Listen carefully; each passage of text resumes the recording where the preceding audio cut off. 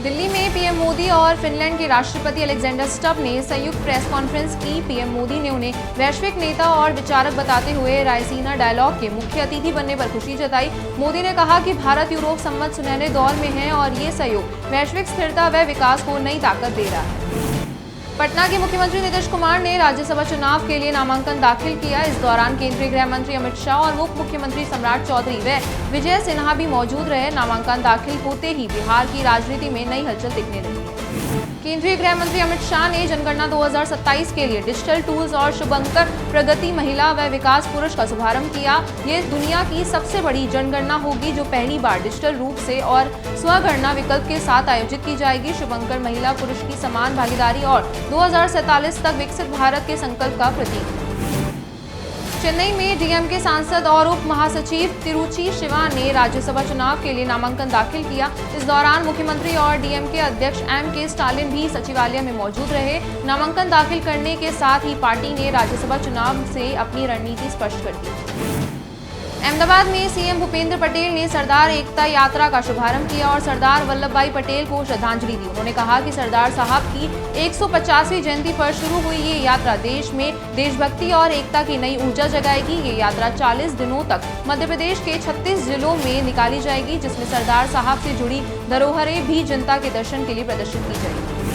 कर्नाटक के बेलगावी जिले के युदूरू में श्री वीरभद्रेश्वर मंदिर के राजगोपुरम के उद्घाटन समारोह में उपराष्ट्रपति सी.पी. राधाकृष्णन मुख्य अतिथि के रूप में शामिल हुए। उन्होंने इस अवसर पर मंदिर के महत्व और सांस्कृतिक धरोहर को रेखांकित किया। समारोह में बड़ी संख्या में श्रद्धालु और स्थानीय लोग मौजूद थे।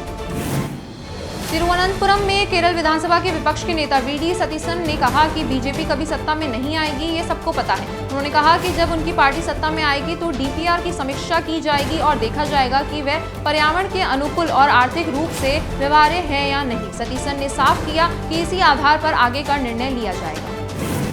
नॉर्थ 24 परगना में सीएम पुष्कर सिंह धामी ने कहा कि जनता तृणमूल सरकार बदलकर भाजपा की नई सरकार बनाना चाहती है। उन्होंने दावा किया कि बंगाल तेजी से विकास करेगा। ममता बनर्जी के धरने पर बोले कि चुनाव आयोग फर्जी वोटर्स हटाने की प्रक्रिया चला रहा है और ममता को परेशानी इसलिए हो रही है क्योंकि उन्होंने ऐसे वोटर्स को शरण दी।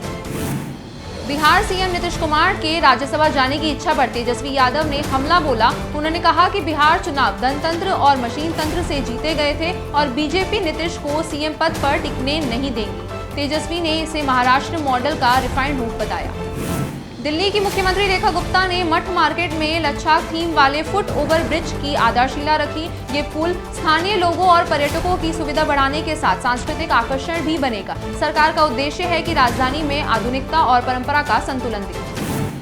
केंद्रीय युवा मामले और खेल मंत्री मनसुख मंडाविया ने एची नागोया एशियन गेम्स 2026 की तैयारियों की समीक्षा की। उन्होंने अधिकारियों को निर्देश दिया कि खिलाड़ियों को हर संभव सहयोग दिया जाए। मंत्री ने कहा कि एशियन गेम्स में भारत का प्रदर्शन बेहतर बनाने के लिए कोई कसर नहीं छोड़ी जाएगी।